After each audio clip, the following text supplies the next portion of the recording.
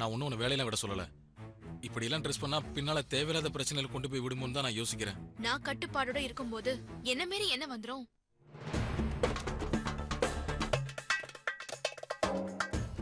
சரிங்க, முரளி சார் வந்ததும் நான் சைன் வாங்கி வைக்கிறேன். நீங்க போங்க. தேங்க்யூ மேடம், நான் வரேன்.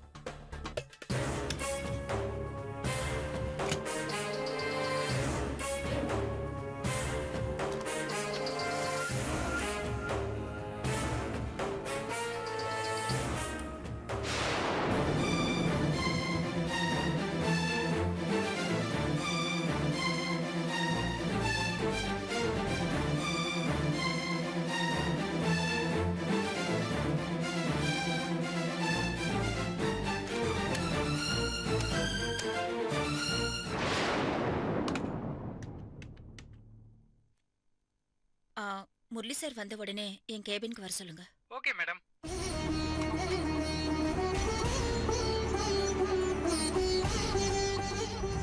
அம்மா, இந்த பணத்தை நீங்க எப்படி ஏற்பாடு பண்ணீங்க? தெரிஞ்ச சர்க்கிள்ல தான் வாங்கினேன். இவருடைய துடிப்பையும் பதட்டத்தையும் பார்த்து ஒரு மனுஷன் இன்னொரு மனுஷனை காப்பாத்த தான் உயிரையே கொடுப்பான்னு எனக்கு இதுவரைக்கும் தெரியாது. ஆனா முரளி உங்களுக்காக உயிரையே கொடுப்பாருன்னு தெரிஞ்சுக்கிட்டேன். தங்கச்சி புருஷனுக்கு ஆக்சிடென்ட்னு தெரிஞ்சதுக்கு அப்புறம் கூட அவரை போய் பார்க்காம உன்னை காப்பாத்துறதுக்காக ஓம் பக்கத்திலேயே முரளி இருந்தார்.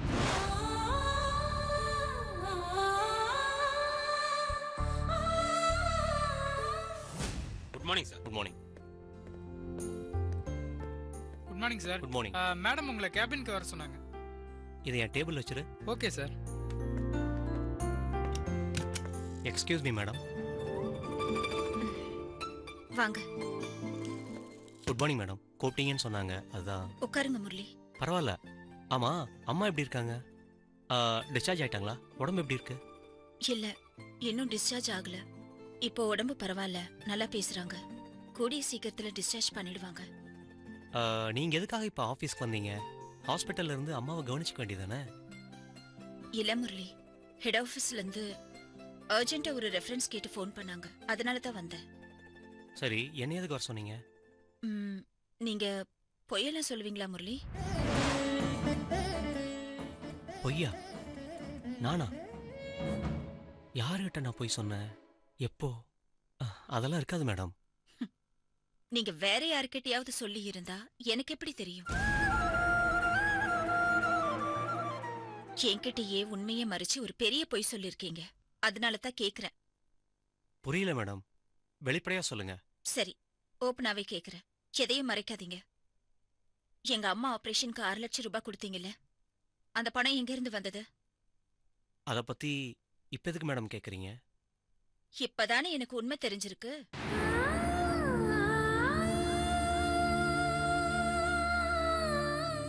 MM ஃபைனான்ஸ்ல இருந்து உங்களை தேடி ஒரு ஆள் வந்திருந்தாரு. நீங்க வீடு அடமானம் வச்ச பத்திரத்துல ஒரு பத்திரத்துல கையெழுத்து போட மறந்துட்டீங்களாம். என்ன முரளி இது? வீட்டை அடமானம் வச்சு எதுக்காக எங்க அம்மா ஆபரேஷனுக்கு பணம் வாங்குனீங்க? அதுவும் கொஞ்சம் பணமா என்ன? 6 லட்சம். இது வட்டிக்கு பணம் கொடுக்கறவங்க பத்திரத்துல எப்படியெல்லாம் எழுதி வாங்குவாங்கன்னு எனக்கு தெரியாதா? வீடு போனா திரும்ப வருமா? வீடு போகாது மேடம், அப்படி நான் விட்டுற மாட்டேன். உங்க அம்மாவோட உயிர் போனா திரும்ப வருமா? அதனாலதான் வீட்டை அடமானம் வச்சேன். எனக்கு என் வீட்டை விட உங்க அம்மா உயிரோட இருக்கணுங்கிறது தான் பெருசா தெரிஞ்சிச்சு. அதனாலதான் அப்படி செஞ்சேன். வீட்டை அடமானம் வச்சு பணம் வாங்கட்டுமான்னு உங்ககிட்ட நான் கேட்டா நிச்சயமா நீங்க சம்மதிக்க மாட்டீங்க. பெத்த அப்பா அம்மாவுக்கே நல்லது செய்யாத இந்த காலத்துல நீங்க ஏன் அம்மாக்காக உங்க வீட்டை? மேடம், அம்மா இல்லாதவங்களுக்கு தான் அம்மாவோட அருமை பெருமையெல்லாம் தெரியும். அம்மா இல்லாத பசங்க அனாதை மாதிரி தான். நானும் அம்மா இல்லாத ஒரு அனாதை தான் மேடம். இதை அம்மாவுக்கு பண்ணதான் நினைச்சுக்கோங்களேன். உண்மை சொல்ற முரளி, இந்த உலகத்துல என் மனச நல்லா புரிஞ்சுக்கிட்ட ஒரே ஒரு ஜீவன் நீங்க மட்டும்தான். நீங்க எனக்காக செஞ்ச ஒவ்வொரு உதவிக்கும் நான் எப்படி கைமாறு செய்ய போறேனே எனக்கு தெரியல முரளி. அந்த ஆண்டவன் தான் இந்த பிறவியில நாம 2 பேரும் ஒரே பேங்க்ல வேலை செய்யற மாதிரி ஒரு பாக்கியத்தை கொடுத்திருக்கான். மேடம், தயவு செஞ்சு இதுக்கு மேல எதுவும் பேசாதீங்க. நீங்க ரொம்ப எமோஷனலா இருக்கீங்க. இல்ல முரளி, என்ன பேசுறதுன்னு எனக்கு தெரியல. மேடம், நீங்க ஹெட் ஆஃபீஸ்ல வேலை இருக்குன்னு சொன்னீங்க. வேலையை போய் பாருங்க. எனக்கும் நிறைய பெண்டிங் ஒர்க் இருக்கு. இதை நான் உங்ககிட்ட கொடுத்துட்றேன். ஓகே?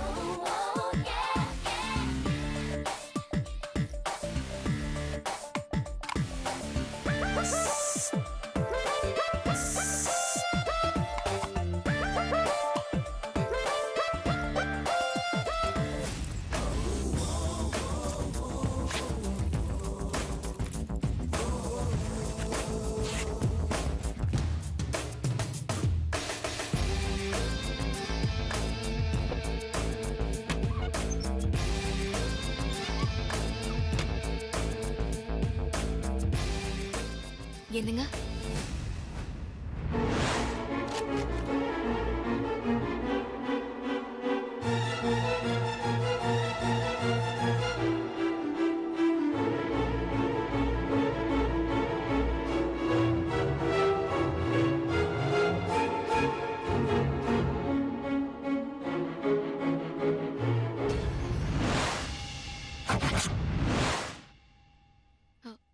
எப்படிங்க இருக்கு? இந்த ட்ரெஸ்ல நான் அழகா இருக்கேனா? ட்ரெஸ் அழகா இருக்கா இல்ல நீ அழகா இருக்கேன்றதுல இப்ப பிரச்சனை இல்ல. இந்த வயசுல இதெல்லாம் உனக்கு தேவையானு தான் நான் யோசிக்கிறேன். எனக்கு என்ன அவ்வளவு வயசாயிடுச்சு? என்னை விட பெரிய வயசானவங்கலாம் எவ்வளவு கிளாமரா ட்ரெஸ் பண்றாங்க தெரியுமா? நான் என்ன அப்படியே பண்ணிருக்கேன். கல்யாணத்துக்கு முன்னாடி காலேஜுக்கு போகும்போதெல்லாம் இதே மாதிரி ட்ரெஸ் பண்ணவதானே நானு. இப்ப போட்டா மட்டும் குறைஞ்சா போயிடுவேன். குறைஞ்சுதான் போயிடும் உன்னோட மரியாதை. அக்கம் பக்கம் உள்ளவங்களாம் உன்னை பார்த்தா இந்த வயசுல உனக்கு இதெல்லாம் தேவைன்னு கேட்க மாட்டாங்க. எந்த ஒரு விஷயத்துக்கும் 4 பேர் பாராட்டுவாங்க, 4 பேர் திட்டுவாங்க. இதான் ஊர் உலகத்தோட இயல்பு. அதெல்லாம் நம்ம கணக்குல எடுத்துக்கிட்டா நாம நிம்மதியாவே வாழ முடியாது. நமக்கு எது தேவையோ அதை செஞ்சுக்கிட்டு போயிட்டே இருக்கணும். என்ன பொறுத்த வரைக்கும் அடுத்தவங்க சுதந்திரம் பாதிக்கப்படாம எது செஞ்சாலும் தப்பே இல்ல. அடுத்தவங்க என்ன நினைப்பாங்களோன்னு நாம வாழ ஆரம்பிச்சா மொத்த வாழ்க்கையையும் அடுத்தவங்களுக்காக தான் வாழ்ந்துட்டு இருக்கணும். நமக்கான வாழ்க்கைய ஒரு நாள் கூட வாழ முடியாம போயிடும். மொத்த வாழ்க்கையையும் அடுத்தவங்களுக்காக தான் வாழ்ந்துட்டு இருக்கணும். நமக்கான வாழ்க்கைய ஒரு நாள் கூட வாழ முடியாம போயிடும். நேர்மைக்கு பங்கம் வராம வாழ்றதுல எந்த தப்புமே இல்ல. ஹாய் மம்மி, இந்த ட்ரெஸ்ல நீங்க சூப்பரா இருக்கீங்க. இனிமே இப்படியே ட்ரெஸ் பண்ணுங்க மம்மி. தேங்க்ஸ் பரத். இப்ப என்னங்க சொல்றீங்க? அவன் சின்ன பையன், அவனுக்கு என்ன விவரம் தெரியும்? அவன் சொன்னதை நீ காம்ப்ளிமெண்டா எடுத்துக்காத. ஸ்கூல் வேன் வந்துருச்சு மம்மி. வரம்பா, வர மம்மி. டேய், லஞ்ச் எடுத்துக்கிட்டியா? எடுத்துக்கிட்டேன் மம்மி.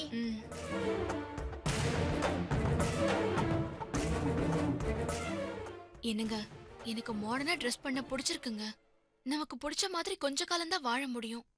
அது வரைக்கும் வாழ்ந்துட்டு போலாம்ல.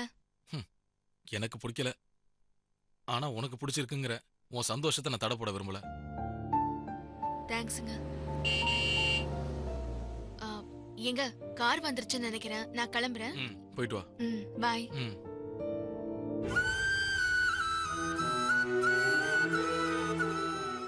முன்னாடியெல்லாம் மாத்திரை சாப்பிடுங்க, சாப்பாடு எடுத்து வச்சிருக்கேன், சாப்பிட்டுட்டு தூங்குங்கன்னு சொல்லுவா. இப்ப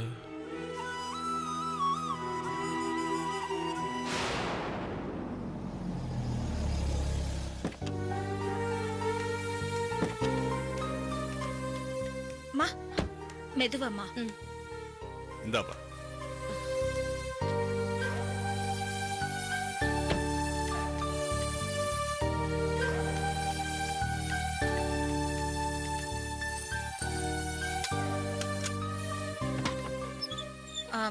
அம்மா, நீ இங்கே இருமா, திருஷ்டி கழிக்கணும். அதெல்லாம் ஒண்ணும் வேணாமா. மா, யார் கண்ணு பட்டுச்சோ இவ்ளோ பெரிய கண்டத்துல இருந்து தப்பிச்சிருக்க. நீங்க இரு வர. இப்படியும் தெரிஞ்சிருந்தா விஜய வீட்லயே இருக்க சொல்லியிருக்கலாமே. என்னாலதாங்க உங்க எல்லாருக்கும் சிரமம். அம்மா, அப்படியெல்லாம் சொல்லாத. நீ எங்களுக்காக எவ்வளவோ பண்ற. அதுக்கு முன்னாடி நாங்க பண்றதெல்லாம் எதுவுமே இல்லம்மா. நில்லு.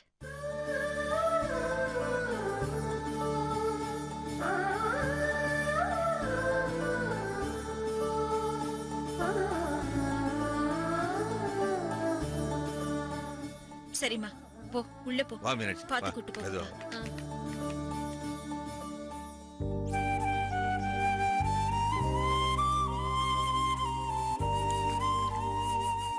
மெதுவா மெதுவா உட்கார் உட்கார். கொஞ்ச நாள் வேலை எதுவும் பார்க்காம ரெஸ்ட் எடுக்கணும். புரிஞ்சுதா? அம்மா சுஜாதா, பா. நீ இன்னைக்கு வேலைக்கு போகணுமாம்மா? என்னப்பா இப்படி கேட்டுட்டீங்க? பேங்க்ல நிறைய வேலை இருக்கு, லீவே போட முடியாது. அம்மாமா, என்ன? மீனாட்சி. உட்காரு உட்காருன்னு சொல்றல. உட்காரு, உட்காரு. உனக்கு என்ன வேணும்? காஃபி எடுத்துட்டு வரட்டுமா? அதெல்லாம் ஒண்ணு வேண்டாமா. நீ பேங்குக்கு போறேன்னு சொன்னல, உனக்கு லஞ்ச் ரெடி பண்ண வேண்டாமா? என்னம்மா விளையாடுறியா? உனக்கு மேஜர் ஆபரேஷன் நடந்திருக்கு, மறந்துட்டியா?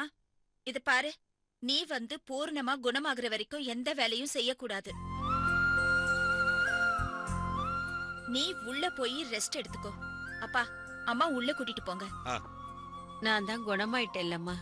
டிஸ்சார்ஜ் தான் பண்ணிட்டாங்கல்ல, நான் பாத்துக்கிறேம்மா. மா, டிஸ்சார்ஜ் பண்ணிட்டாங்கன்னா நீ எல்லா வேலையும் செய்யணும்னு அர்த்தம் கிடையாது.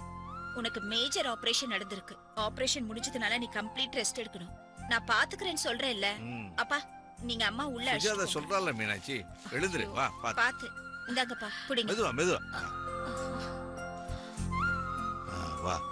பாத்து போமா.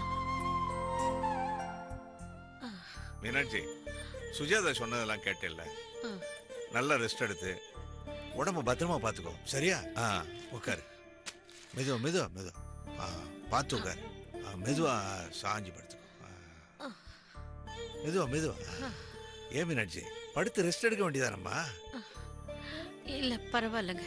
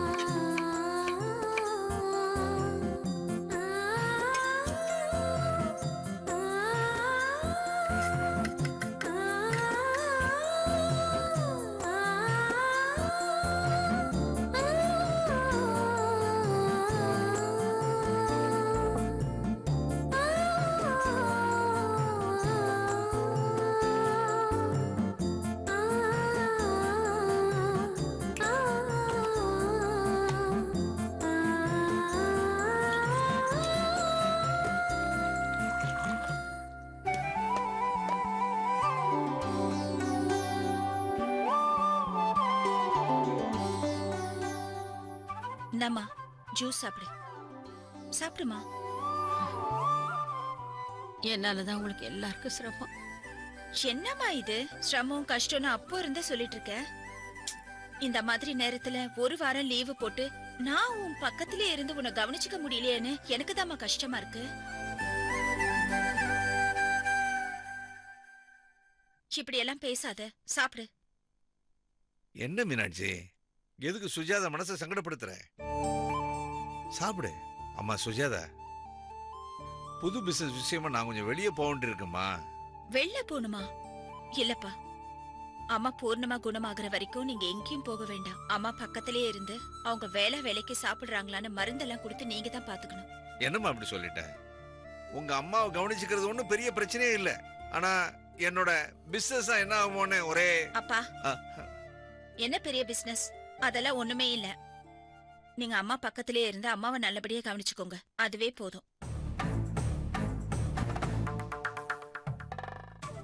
அம்மா, நீ ஜூஸ் சாப்பிட்டு 10 நிமிஷம் கழிச்சு மறக்காம மாத்திரை சாப்பிடு. என்ன? அப்பா, பிரிஸ்கிரிப்ஷன்ல என்ன டேப்லெட் எப்ப கொடுக்கணும்னு எழுதி இருக்கு, அதை நீங்க மறக்காம கொடுத்துருங்க. நீ என்னம்மா, நான் அம்மாவை பாத்துக்க மாட்டேனா? நீ கவலைப்படாம பேங்குக்கு போமா, நான் பாத்துக்கிறேன். சரிப்பா. சுஜாதா, சாப்பிட்டியம்மா? நான் சாப்பிடலம்மா, பேக் பண்ணியிருக்கேன். நான் ஆபீஸ்க்கு போய் சாப்பிட்டுக்கிறேன். ம் ம்.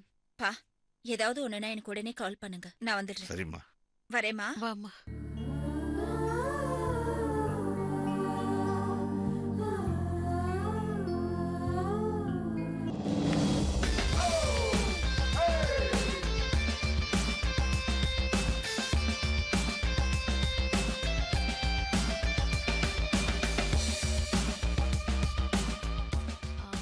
மே come in sir? Come in. Good morning sir. Good morning.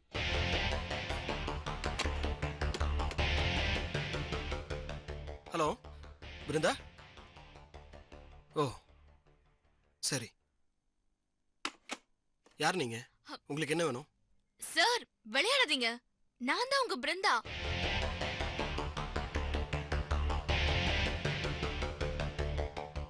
ஏன் பிருந்தாவா? உங்க ஸ்டாஃப்னு சொல்ல வந்த சார். உண்மையிலேயே என்ன தெரியலையா சார்? சும்மா விளையாட்டுக்கு சொன்னேன்.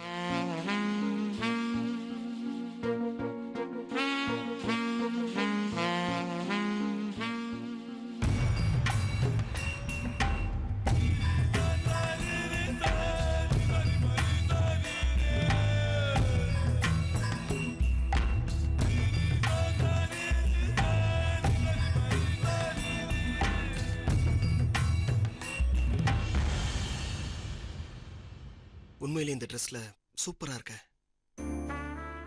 அழகுக்கு உதாரணமா சொல்லக்கூடிய அத்தனை அம்சங்களோடையும் சும்மா சூப்பரா இருக்க. நான் கூட ஏதோ காலேஜுக்கு போற பொண்ணு தான் வழி தவறி நம்ம ஆபீஸ்க்கு வந்துட்டான்னு நினைச்சேன். You looking cute. பொய் சொல்லாதீங்க சார்.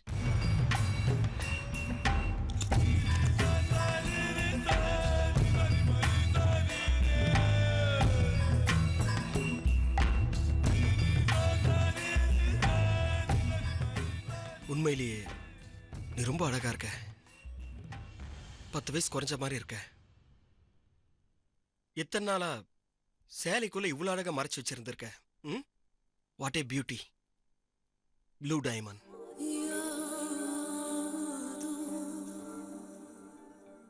நீ வெக்கப்படும் போதும் இன்னும் அழகா இருக்க. நல்ல வேலை நீ கார்ல வந்த.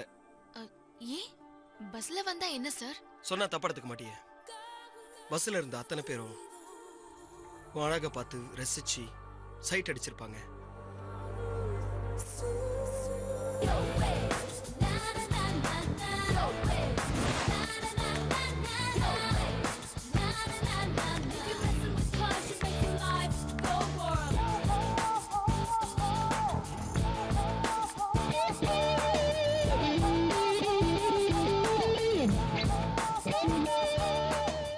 பாரு நம்ம பிருந்தா மாறல.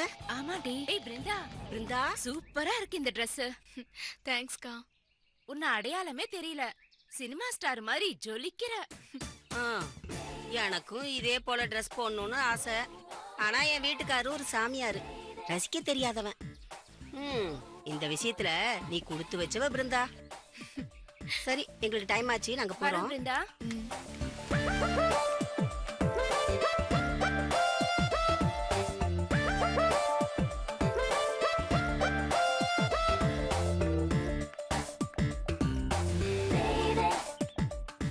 டேய் மச்சான், ஃபிகர்டா.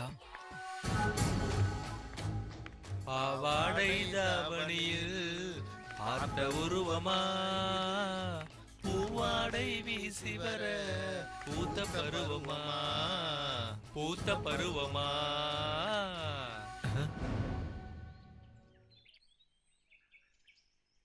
டேய், இவங்க பரத்தோட அம்மாடா. ஆமாண்டா.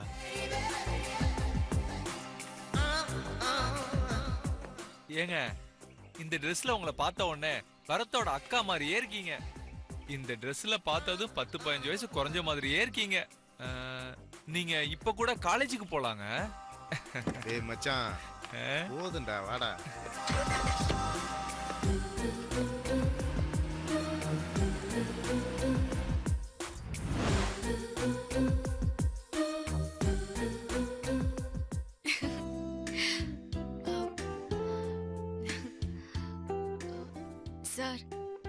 சொன்னதுக்கு அப்புறம் தான் சார் ட்ரெஸ்ஸிங் சென்ஸோட அவசியத்தை நான் உணர்ந்தேன். நம்ம பார்ட்டிசிபேட் பண்ற ப்ரோக்ராம்க்கு தகுந்த மாதிரி தான் ட்ரெஸ்ஸிங் இருக்கணுங்கிறத நான் கத்துக்கிட்டேன். எனக்கு கத்து கொடுத்ததுக்கு ரொம்ப தேங்க்ஸ் சார்.